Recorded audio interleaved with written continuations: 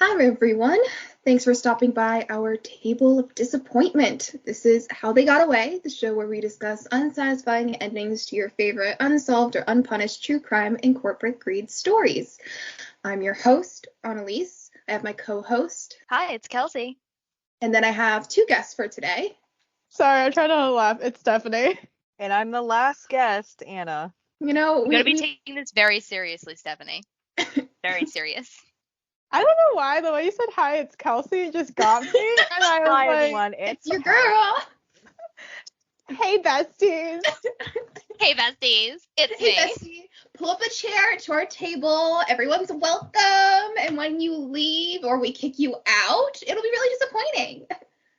I like to imagine we're all at a brunch table and we all have like mimosas and we all just share like terrible news, but it's fine. It's fine that it's terrible news because we have like mimosas and good fruits and veggies. Like breakfast foods are objectively the best foods. They're the best foods. Like pancakes are literally just cake. You get to eat just cake for breakfast and that's acceptable. Other than dessert, what other mealtime are you just like, yeah, just eat cake? Understandable. But I just eat cake often. We have nothing sweet here today. Oh no, unfortunately. Only some bitter things. So today we're going to be talking about BP, otherwise known as British Petroleum. Many of us probably don't recognize the brand as we say it. Just I kind of only use American oil. You know, it all probably melts just into all oil brands. No. Yeah, BP I really don't know. BP was the one that like had the big oil spill with the ducks that everyone. Why do you think we're here, Stephanie? Obviously, they've done some bad things. We wouldn't be talking about them. We're not like, hi guys, let's talk about this completely sustainable and wholesome company. Well, yeah, I guess. But of all the oil companies, I feel like it's the only one I know. I think a lot of people just kind of get it mixed in with the other oil companies. It is just a oil company that did that, but we are talking about BP. That is right. And if you, it has the sign that kind of looks like, they say it's a Helios logo. It just kind of looks like a green and yellow flower or sun, and that's their logo. So if you're ever driving around, that would be what you're looking for if you're looking for BP. But probably just, again, in the UK, I don't think we have any of those here. In the US. Do we? No, we have those. Oh, we do? Don't they have like a different all name of the or incidents something? I'm talking about, just about all of them happened in America. They run and operate in America a lot. Yeah. I've just never seen one. We must not have any around here. I don't think up here we don't have any, but they're like further south. You'll find a couple. So we're going to be going through some of the biggest tragedies attributed to this company, including 11 counts of felony manslaughter. Only the biggest out of a litany. Yeah, because, come on. And then one obstruction of Congress, which I found was wild. So we'll be talking about how this company was just, in a lot of different ways, cutting corners, I guess, and not doing their due diligence. No. Many years. Not my oil companies. Is that not inherent capitalism? Not to go on a Marxist spiel, but any company that can will not do their due diligence for the sake of profit.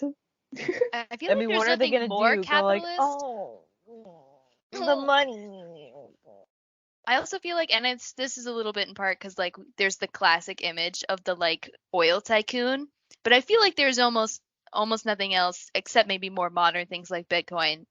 The most capitalist companies are like oil companies because like the very thing that they do is directly against like sustainable living and like life in general. Understand. I think. Do you want to live? Fuck off. No. I think oil companies tend to have the worst reputations overall as well, just like as a whole. I can't think of any oil company that we're like, yeah. Yeah. Get that oil. Yeah, please. Sure, they destroy our planet slowly by burning fossil fuels, but you know they have a great 401k and a great employee loyalty program. Like, no, okay. I've never heard of that. But like, if they did have a great 401k. So essentially, what we're going to be talking about today is how all of this, essentially, the company paid for these horrific events, and they became known as a company with one of the worst worker safety records amongst large industrial companies operating in the United States. I was Yeah, going they to probably say, don't does have that a good include 401k. Amazon? I actually don't know, but also I think working in oil rig and then working at a warehouse, there's some like inherent dangers that are different. For sure. Yeah. Anyway, They have a great 401k, but no one gets to cash in because everyone dies before they reach retirement. God. So, okay, I'm just going to leave it at that. And I'm going to jump into a little bit of history about BP, not a ton, but just to give you some background. So I actually got a lot of this from their website. So of course, It's a little biased. So according to their website, their story is all about the transition from coal to oil, from oil to gas, from onshore to deep water. And then that's kind of where they get in trouble, is deep water. And then they are moving onwards to a bunch of mixed energy sources. The BP now, instead of just standing for British Petroleum, is supposed to stand for Beyond Petroleum because they're trying to diversify. Yeah, but that's like when Facebook tried to change their name to Meta. No, it's too late. I mean, it's BP still their main thing is oil. Like they might be trying to do other things, which should be first off because finite resource, but also BP just does worse and does like fracking. Yeah, they'd just be like, oh my god, fracking. There's no way that's Go. not on the docket though, for real. So essentially, the company started in 1901 when this man, William Darcy, was granted a 60-year concession to search for oil in Persia. He sends an engineer, George Reynolds, because he's not going himself. No. He's not leaving. No. Anyway. No. So George He's Reynolds busy. goes and starts drilling. It wasn't until 1908 that they actually struck oil. And it's supposedly this like 25 meter, which is 82 feet, fountain of oil burst into the sky. So, and that's like back to like the classic oil tycoon image with capitalism. Like that is a classic image of like the oil spurting out of the water, but also the land, but also like 7 years and no oil. Like, what are you doing for those 7 years? Do you just dig around some, like you gotta dig, like that was 25. How deep did they have to go to find the oil? Like how deep do you gotta dig these holes but till you're sure it's the bottom? I don't know, but I imagine because nowadays we probably have technology that helps us, pinpoint where these oil pockets are. It's probably a lot easier. They probably really were just mindlessly, probably somewhat systematically, but not that great compared to today, trying to just dig pockets to see. Literally a fuck around and find out moment. Basically. And so, once this happened, the new oil company emerges, and at the time it was called the Anglo-Persian Oil Company, and that was kind of established in 1909, which is what BP comes from. So I just want to say the Anglo-Persian Oil Company makes it sound like it's this fancy, really like this coming together, like international company that we're both working towards each other's best interests, and I'm just like, that's not accurate. No. So they begin doing business with the British government to supply oil to the Navy in 1914, and then the First World War began, and of course that ramped up business as they needed more oil supplies. The company continued to mine in the Middle East around the time of World War II, and they went through another name change to be the Anglo-Iranian Company. And then following a bunch of different mergers and dealings, they eventually in 1954 got the name British Petroleum, which is kind of what they're known by mostly. BP is kind of what it is today, but I think a lot of people, if you say British Petroleum, it might help them. So that's kind of the gist of it, but I have to mention, in these kind of dealings with countries, it's a lot of Middle Eastern countries, and it just makes me think of looking at the percentages and what it is. It kind of sounds like these poor countries are trying to keep up with the demand of European countries, got cut some pretty rough deals. I don't think any of them are very great for the countries. No, because I bet they thought like, oh, there's oil been found in our country, and like if we let them mine it, like some money will come into our nation, and hopefully that'll help stimulate our economy.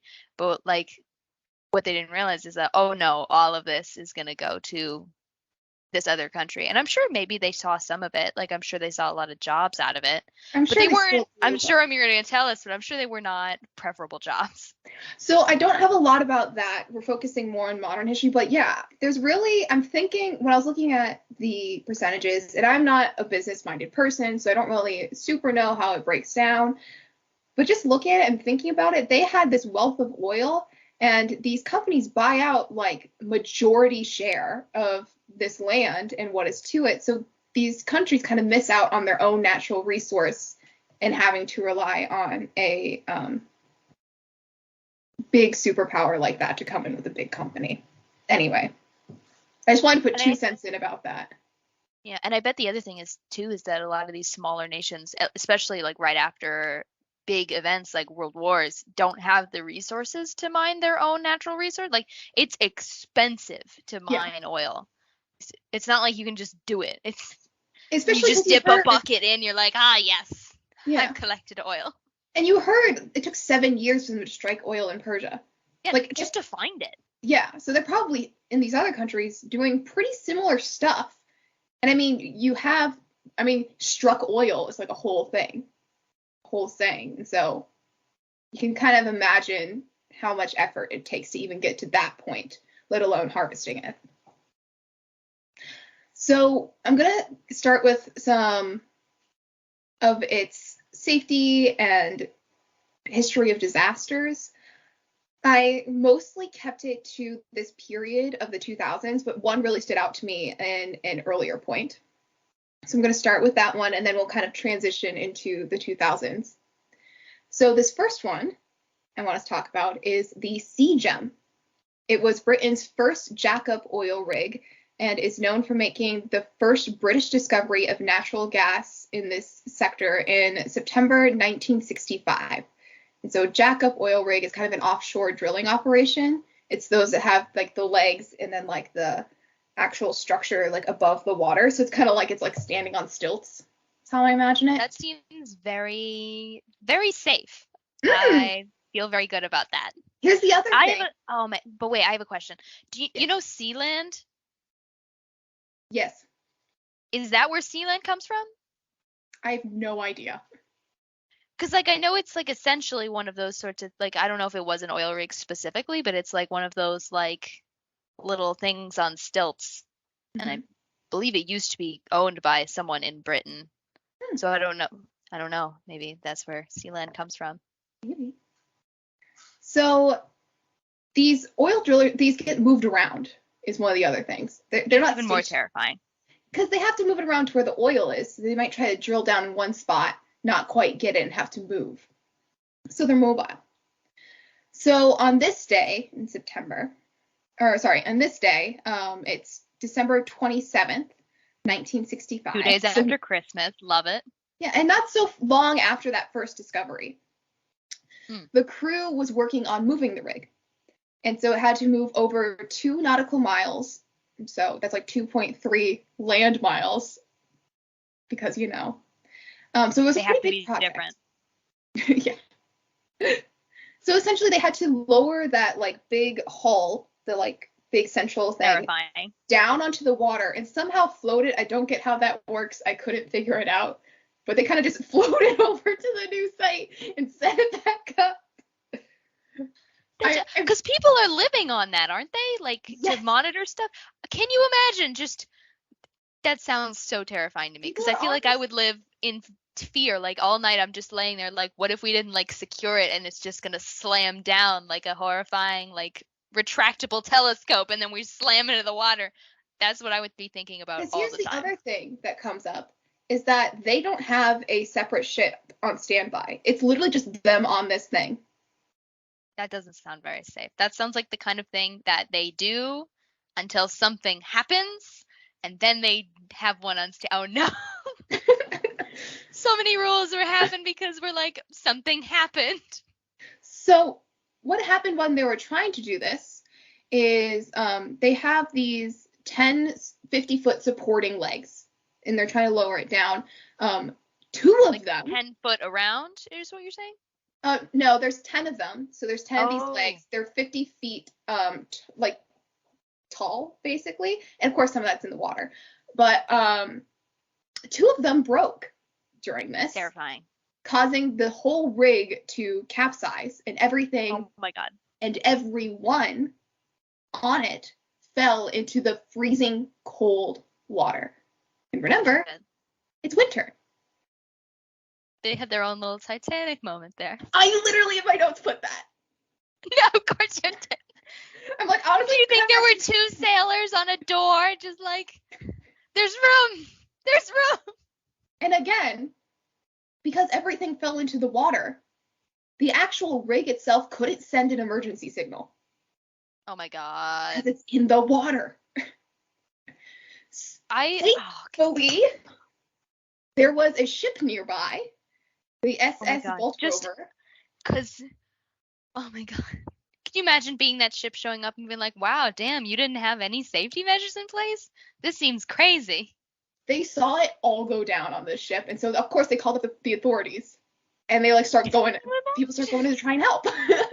Being in this ship, you're just, who knows? I don't know what like the ship was doing. Who knows? But like just hanging out in the ocean, and you look out and you're like, oh look, an oil rig, cool.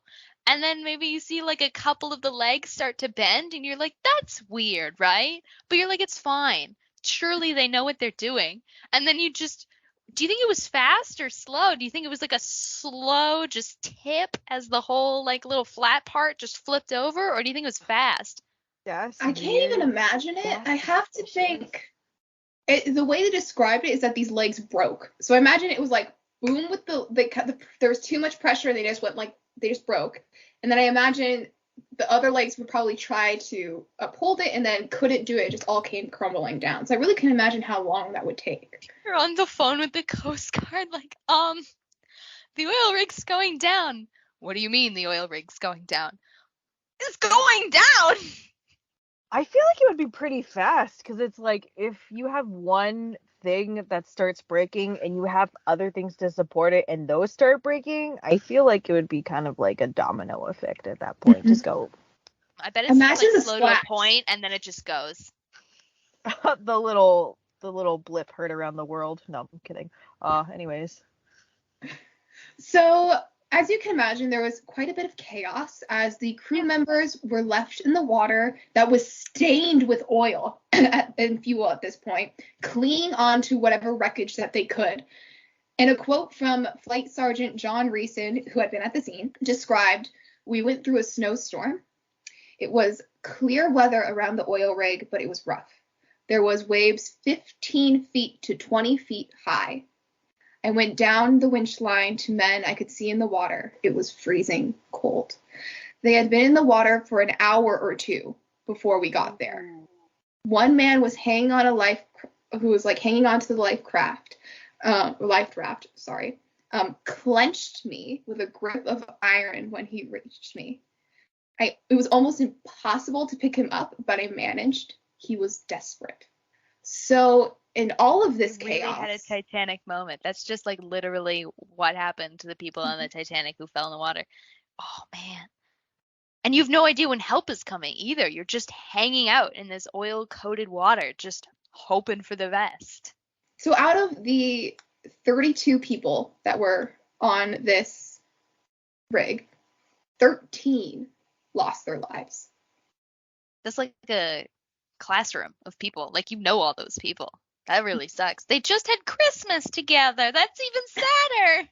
Do you think they did like a secret Santa or a white elephant or something? And then they're just like, nah, Steve. They were probably really close. Probably. Like, how long are they out there for? Like 2 years or something? Did you say something like that? I have no idea how long they're out there for. I don't know anything about that. But I have to imagine in such a small crew, especially working on such like big machinery, you have to be close to one another. In the middle of nowhere, too. Yes. Yeah. And this is 1965. They don't have phones that they're just watching YouTube on. Their only entertainment is each other. literally that. They must get radio because otherwise they wouldn't be able Yeah. to radio for help. But like, there's only so many like entertainment radio channels you probably get that far out. Yeah. And honestly, you're probably listening with each other. Mm. Although that said, like, this has nothing to do with it, but imagine if there's like any drama on the rig, like you're done. Like everyone knows what you did, Carl. The whole shit. So after this, of course, there was a public inquiry into the sinking. And it was found that there was a fracture in part of this like whole suspension system that had linked the hull when they were lowering it. So it caused like these two legs to have too much pressure, and then that fracture, and it just. Is that something they would have been able to see? Like, would they have seen that there were cracks, or were like they on the inside and they wouldn't have even known? I imagine it might be one of those things where you do like a maintenance check and you might be able to find it, but still, I'm not quite sure. When they were doing this whole investigation, they discovered that several requirements of the Institute of Petroleum's code were not observed, but it wasn't anything that would have actually caused a particular disaster. So they don't think it was like they saw that these were damaged and they were like, it's probably fine. Although even then, like, what are they gonna do? Even if they're not fine, like just hang out on this floating square and hope somebody comes out with 2 replacement legs? So eventually this led to a bunch of changes to improve safety. One of them, a standby boat. Yeah. Because if they didn't have another boat, they would have been screwed. And it took 2 hours, even with the other boat, to get help to come and like retrieve people. So even worse, if not. They also recognized that there needed to be like an offshore installation manager who would be responsible for the health and safety of workers really be at the paying rig. attention to these people? So this entire tragedy created this position. It did not exist before this. I mean, there are so many things in this world that are simply like you can even tell sometimes about particular things. You look at it or you hear about it and you're like, that came about because of some like an incident. Like so many things we're like, we don't need to think about this beforehand. We will just do it and see what's broke and fix it later. So, there is a lot of, here's the other thing. If this particular tragedy didn't happen, I'm just thinking about all those violations that they found. Something was ticking. Something was going to happen eventually. Yeah. And so a quote from this BBC article that I found, like from, I think like the day after or something, came out with BP's response. And it says, quote, BP said the tragedy will delay its drilling program. A new purpose-built rig, Sequest, is currently under construction in Belfast, and it will be some months before it will be ready to operate. Now, I don't know if that was a poised question. I'm very sorry for the deaths of all those workers. I'm sorry to the family. None of that, like, damn, this is really going to push us back some months. Yeah, they really weren't like, oh my god, like, so sorry about that, guys. Oh my god, it's so sad. Squirts, like, fake tears. What dam was it in America that was supposed to be, like, a big thing, but they, like, bypassed a lot of warnings and stuff? Because they're just like, oh, we built this dam. I know which one you're talking about. Shoot, what was it called? I think it was in California. I want to say the Hoover Dam, but I don't think that's right. It wasn't the Hoover Dam. It's not the Hoover Dam, because that one's actually successful. Because, I don't know. I'm seeing a lot of correlations, and some people did not do their history homework. Though to be fair, this is not an American company, like you said. This is a Britain company, but still. Well, where did we learn our thing from? I mean, where did we learn? Well, I also want to point out that on BP's current history page, despite having CGEM being like this first discovery of natural gas there, it's no mention.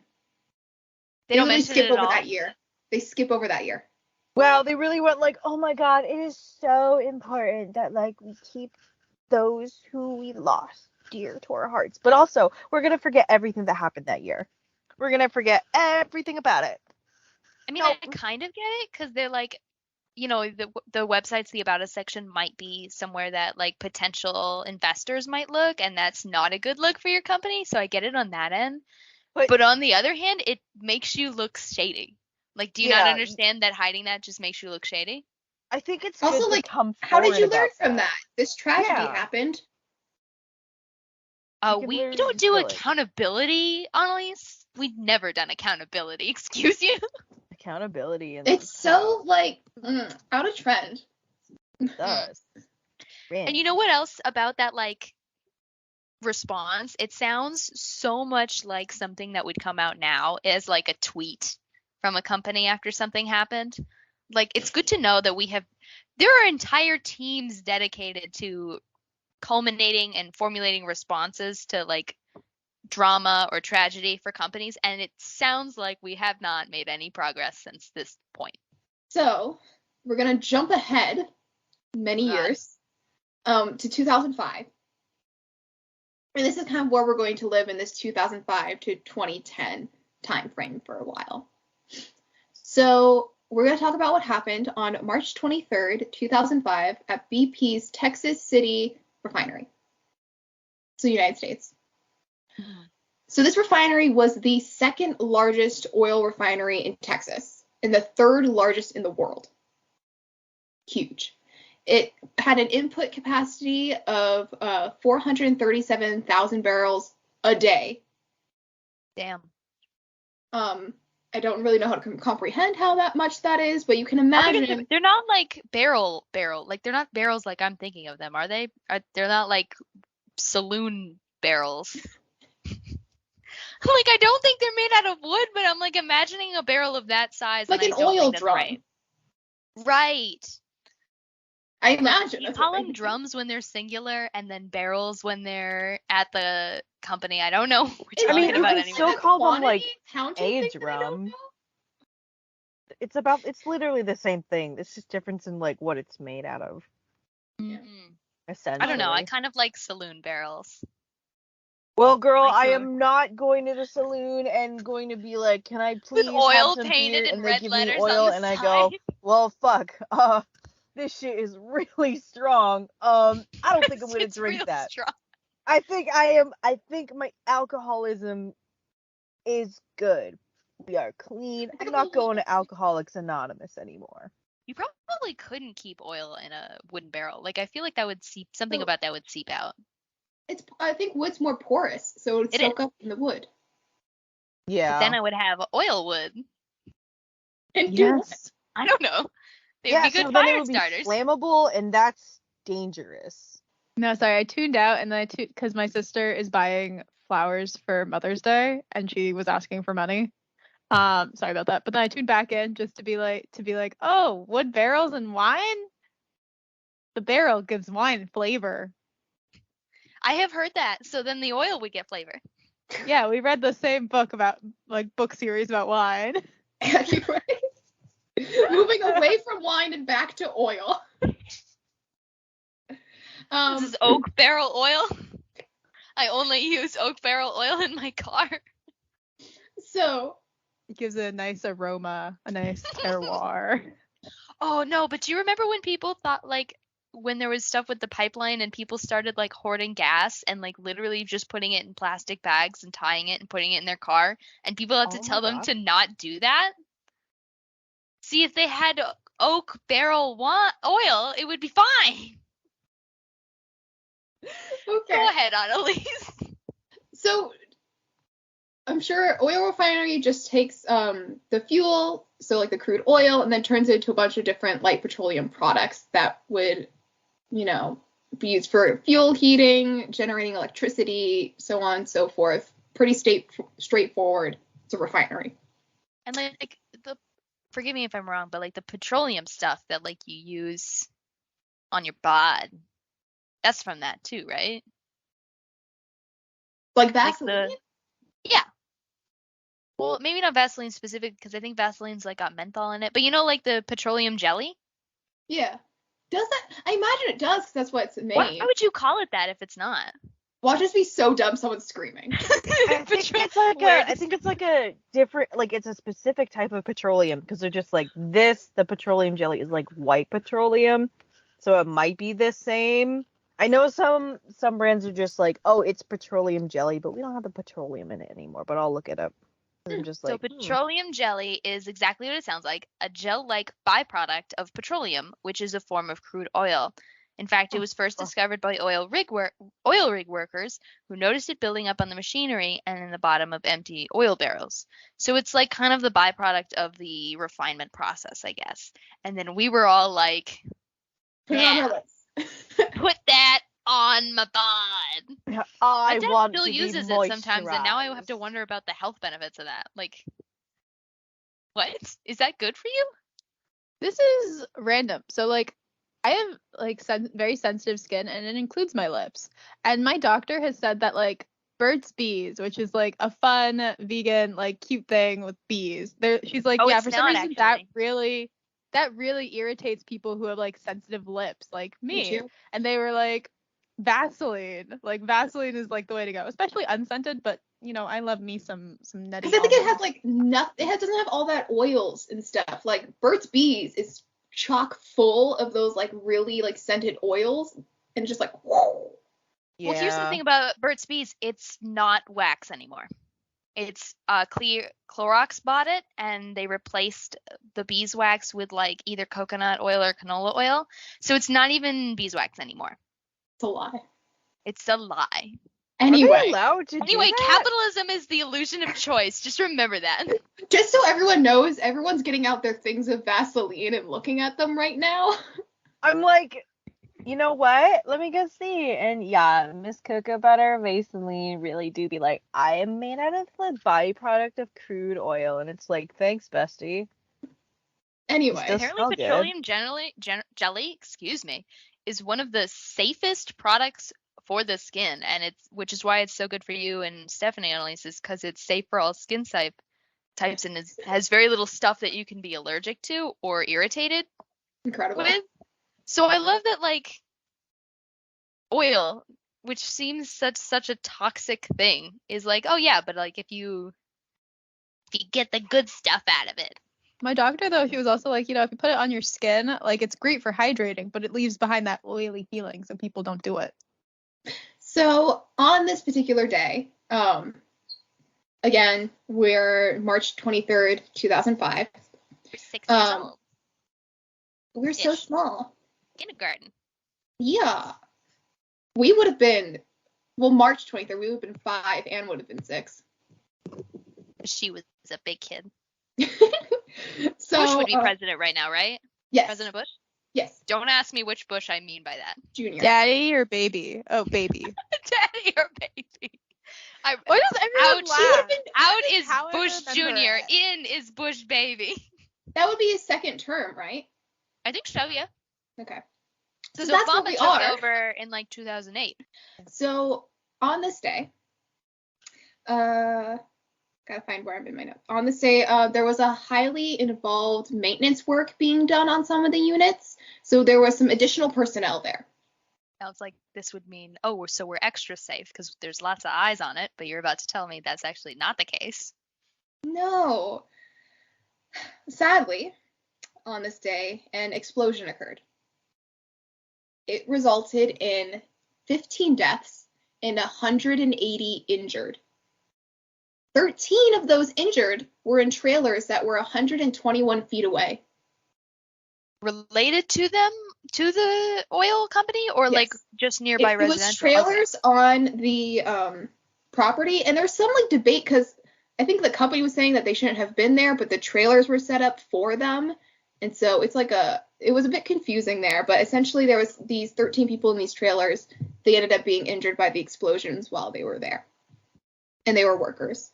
In this case, from what I could have gathered, I think there's also another. They had started up this ionization unit, and when that started up, it's near the trailer, so the people in the trailer should have been notified to leave, and they weren't. So that's another. Number one mistake. Yeah. Okay. So can I go on a segue? 5 seconds. I watched Speed yesterday, And in that, like, the police are always like, oh, like, we cleared the highway. Like, it's safe for you to go 50 miles per hour on this bus, not nonstop, because you have a bomb on the bus. And if you go below 50, then you'll explode.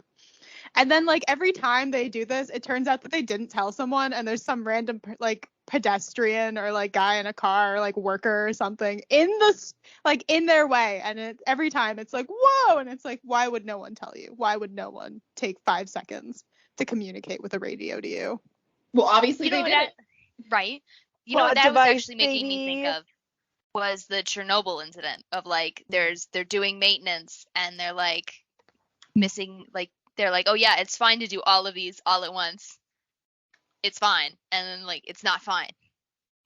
So essentially, what happened is that this explosion was caused because this raffinite splitter tower, which is essentially like this huge distillation column, that is part of the refinery, you know, separating out those lighter hydrocarbon components, was overfilled. And so there was a blowdown there, and in the blowdown drum, it was releasing these like hot hydrocarbons that created this vapor, and altogether the vapor got ignited, which created the big explosion. How did it catch fire? Because obviously it's really flammable. I mean, literally every part of oil is flammable, but, like, there has to be a spark, right? Actually, now that I think about it, I know that sometimes gases, and I guess it depends on the gas, but if they're, like, highly pressurized or, like, very high temperature, they can spontaneously combust. So maybe it was just that. It was also heated. It was like hot hydrocarbons. And it's Texas. So, yeah. So there's a lot of things in play here. It's hot. So talking about why this happened, there were several failings along this whole system. There's actually this really great article that summarizes all these like hazardous events, and it's going to be linked, but it had this whole breakdown. So during the startup of the machinery, there was some unofficial procedures that were followed, which led to the tower being filled over this like guideline. Okay, so unofficial procedure means to me someone not knowing what the fuck they're doing. Because I feel like when you say unofficial procedure, that makes it sound like, sure, it's not sanctioned, but we know what the fuck we're doing. So I was listening to the Department, what is it? I don't think I wrote it down because I didn't think I was going to mention it. But there's this whole department, I think of Chemical and Hazard Safety or something like that. They have a whole safety video where they use this as an example. Don't do this. And Please they're talking follow about official procedure. And they're talking about how these machineries were being kind of run a lot because of these other ones were down for maintenance. So there might have been overworking the other machines. And these people were worried that this, if it came too low, that was also really dangerous. And so someone was like, we'll fill it over just to be safe. But that wasn't safe. Who listened to that guy? No idea. So that ended up happening. Apparently, there's also a lack of a specific person responsible for safety. I love it when it's not clear who's supposed to be in charge of this fucking circus. And so there was inadequate oversight over the entire refinery and inadequate resources to help keep everything up to date, which I think also leads to like machinery being out of date and then training as well. So, I bet that's also why they had so much maintenance going on in one day too, because like no one was paying attention that like, hey, we should really fix this shit or we're gonna have a problem, until like it's all overdue and you're like, we can just like the Chernobyl experiment, like, or not experiment, it wasn't an experiment, incident, where they're like, oh, we can just run all of these at once, it's fine. Along with that, there's like this whole list from this article, like I was saying. So there was a faulty alarm that didn't go off properly. So it didn't give the warning. The level indicator for calibration was outdated. There was an inadequate assessment of risks, just overall with a couple of these steps. Because there's no safety person. The pressure release system was obsolete, and there was also a vehicle parked near the explosion that helped with the vapors. That's where it is. So I think something along with that helped ignite. So after this event, BP was made to pay $3 billion in damages and legal settlements, but there was no felony charges for manslaughter or anything as a Yeah, result of because this. companies don't serve jail time. They just pay a fine that, when you look at their actual profit margins for that year, really mean nothing. It's like the So- profit margins, but it's also like, if you think, you said like 13 people in like trailers died. And I don't know. It's just also people like injured in trailers. or There injured. was Sorry, I misunderstood. That's okay. There How was many? 15 deaths though. 15 deaths. So it is like, if you think about was it 3 or 13? I already lost track. 3 billion. 3 billion. 3 billion, 15 deaths. What like is the inherent value of a life? And like, What's then there's 15 divided by, what's 3 billion divided by 15? And that's not even 3 billion is damages and legal. I think some of that is not even being paid to those 15 deaths. And then of course there's like the injuries, the physical property damages, the trauma. Like, not only do you question like what is the inherent value of a life, and is it worth like if you divided 3 billion by 15, like, is that really worth someone's life? But then it's also like the people who do live but were nearby. It's like, do those people get payouts for witnessing horrors? This event would continue to have disastrous results, which I'm going to get into. There's some other things that happen with this refinery because it doesn't close down after this. Why would you close down the site of a horrible accident? You can still make money out of it. The Guardian reported. And you have angry ghosts. That's a plus. The Guardian reported that BP fired some staff and disciplined others yesterday after admitting that deeply disturbing internal mistakes were made. Okay, but like, what do you want to bet that a weird proportion of the people who were fired happen to be people who were injured in the explosion and fire, and they didn't want to pay anymore? That's also illegal, though. But also, we're not. You think they care about that? We're also not trusting them.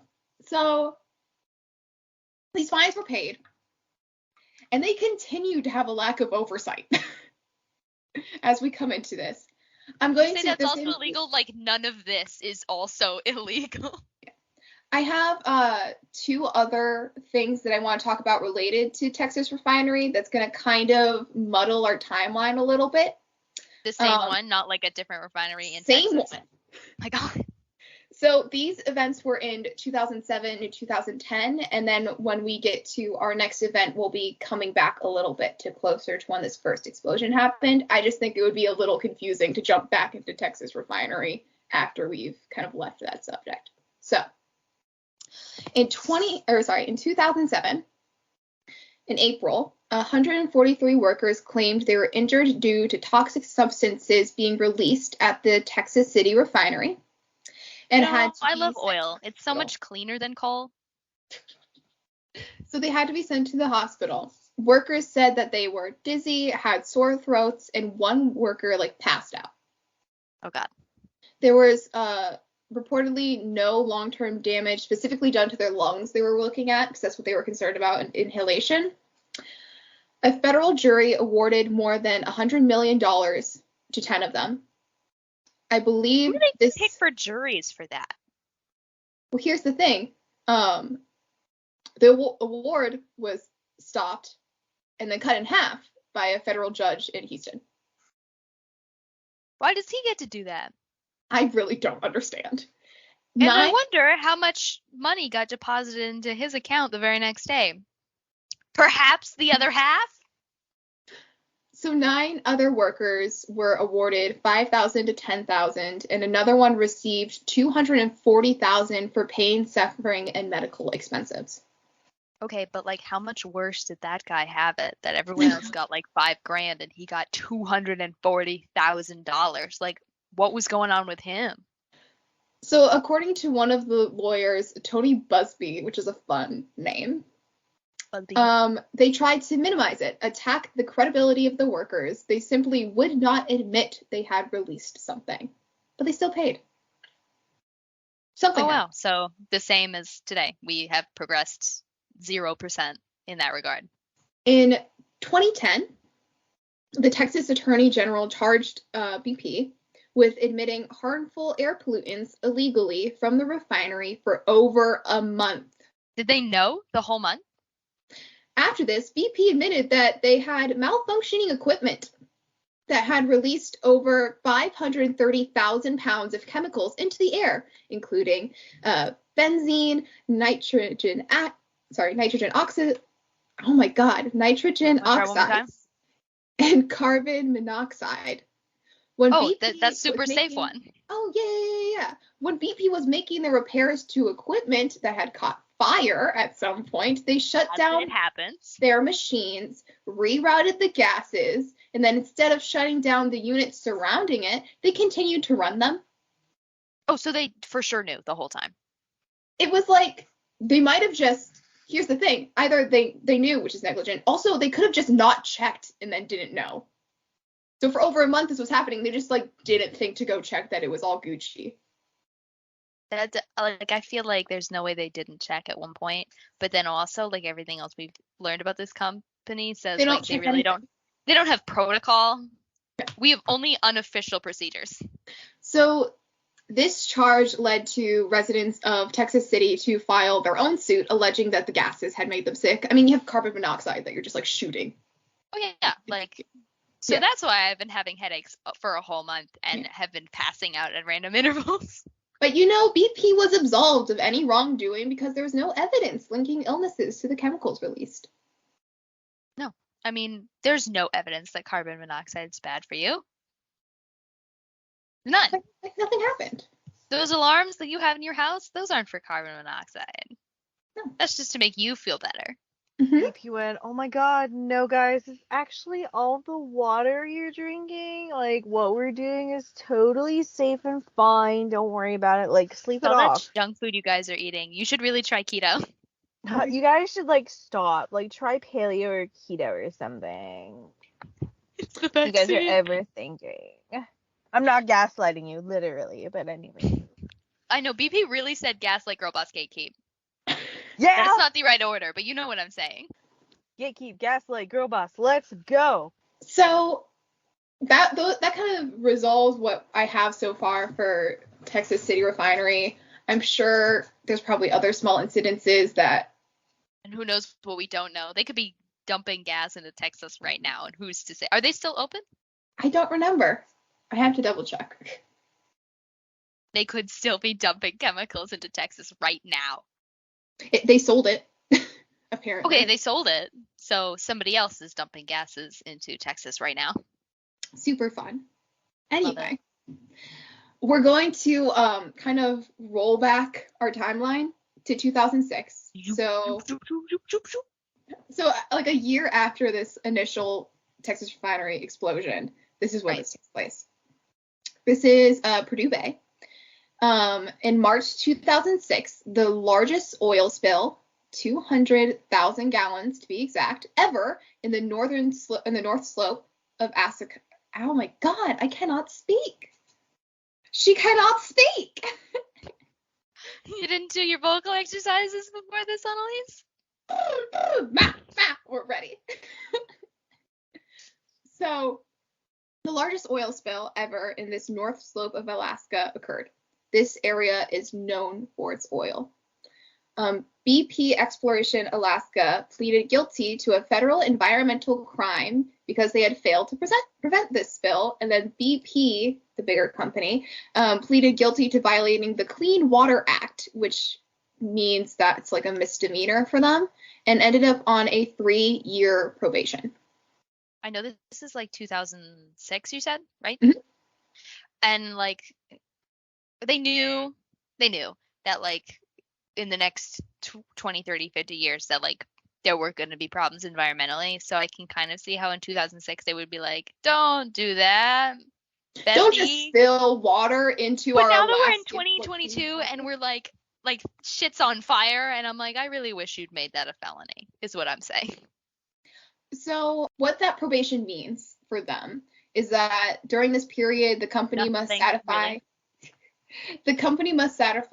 satisfy certain conditions and must keep up with courts' appraise for its compliance. So it's really variable. I think essentially they're just working with the courts in this to ensure safety.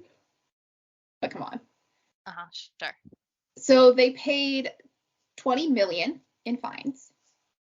When this incident was investigated, it was found that the pipeline that caused the spill was not maintained and was allowed to corrode. Of course not. We don't take So- care of things here at BP.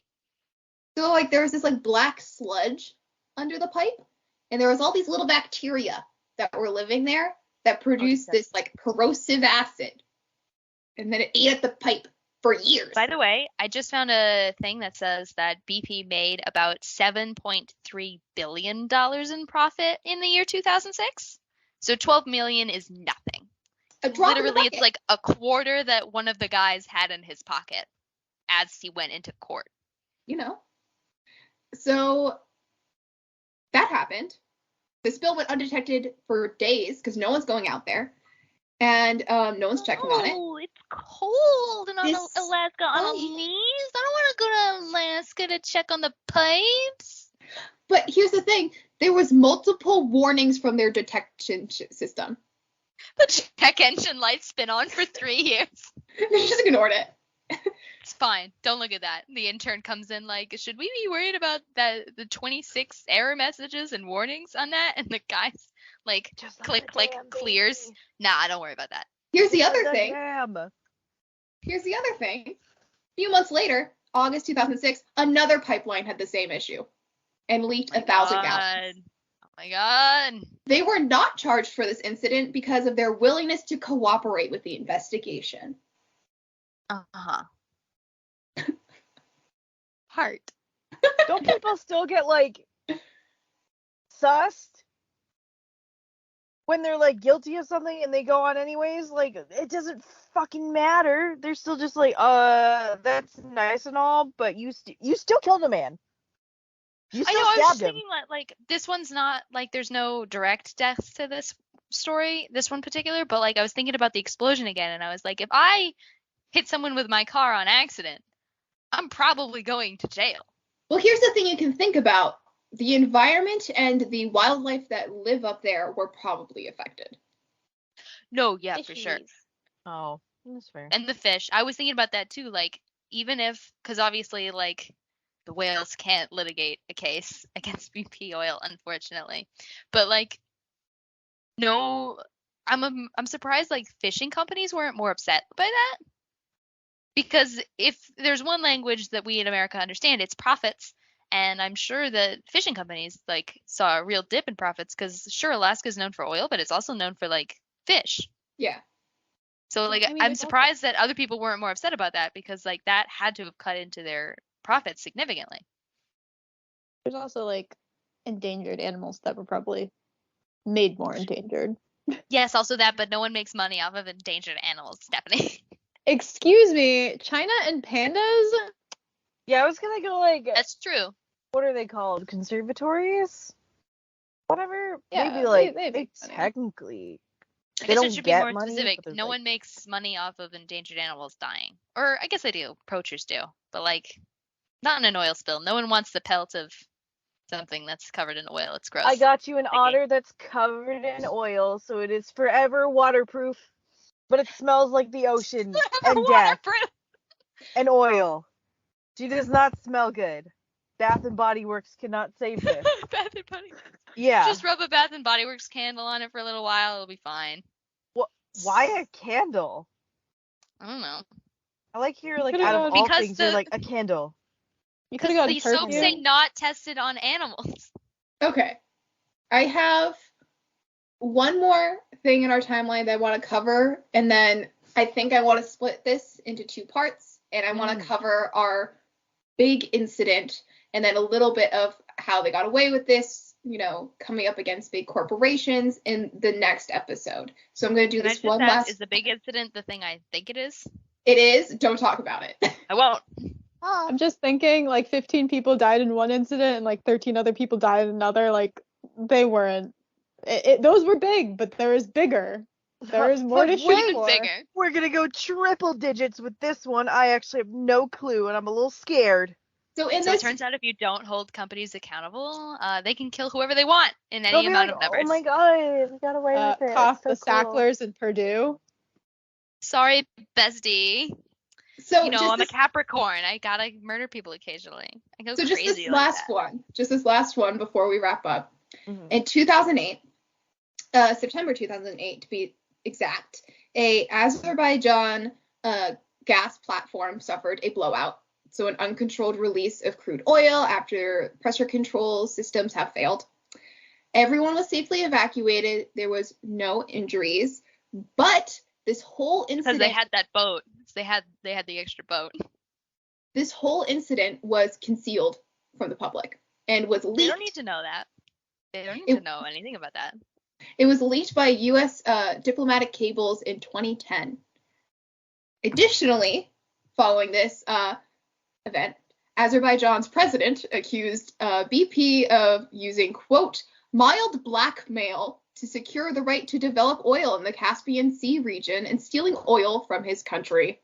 This was never. What is mild blackmail? Like, I have no idea.